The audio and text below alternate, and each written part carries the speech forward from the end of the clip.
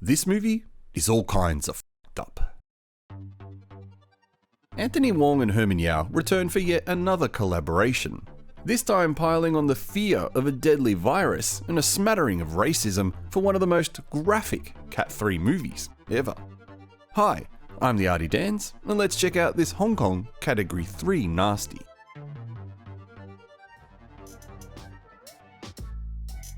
Kai-san is a messed up man. He brutally kills his boss and his wife after being caught having sex with her, but gets disturbed while about to kill their young daughter, who's now scarred for life. He escapes to South Africa and starts working at a Chinese restaurant with some questionable health standards, and while picking up a pig with his boss from a Zulu tribe, they have an accident. While he goes to cool off, Kai-san notices a tribal woman passed out and decides he wants to have sex with her. But she's infected with Ebola, and now Kai-san is infected too.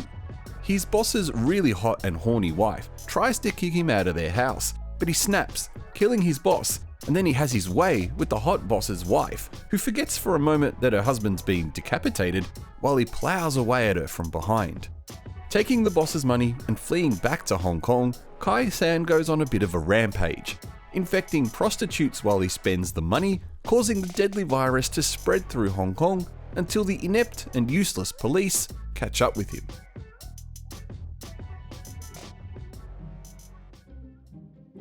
Seriously, what a plotline. How utterly disturbing is this film? The movie relies on a few societal fears for shock value. For example, the lack of education about the Ebola virus has allowed it to be a crazy plot device, as well as the numerous scenes of racism which a modern young Western audience will be deeply offended by.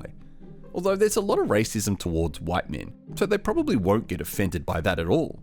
At a time where we're all living through a worldwide pandemic, especially with this new strain that's so easily transmissible, Ebola syndrome at times feels like you're looking through the window into modern times, when you can see how quickly the virus in this movie spreads. And some of those bits will churn your stomach.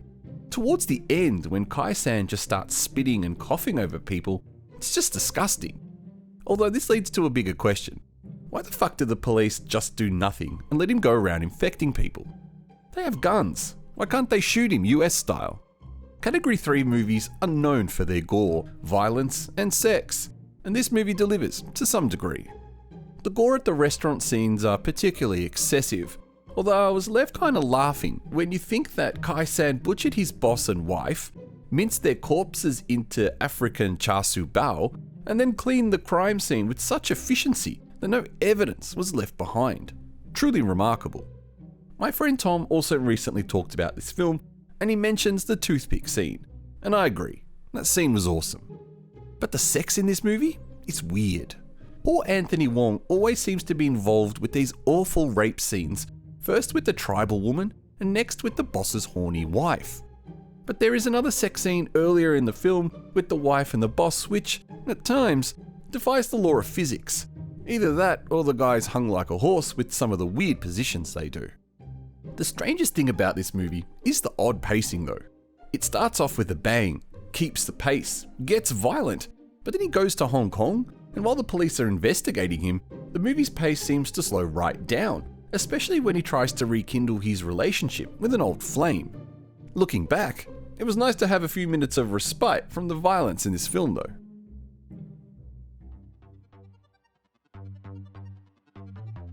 In regards to Category 3 nasty movies, this one is gory, sexy, and very stomach-churning, but not the worst of the lot. Did I like the film? Strangely, I did, even if it was a little gross at times. Tom? I'd give this a 7. If you've seen it, what did you think? Thank you for watching this video. Please press the like button if you enjoyed it, and I'll see you in the next one.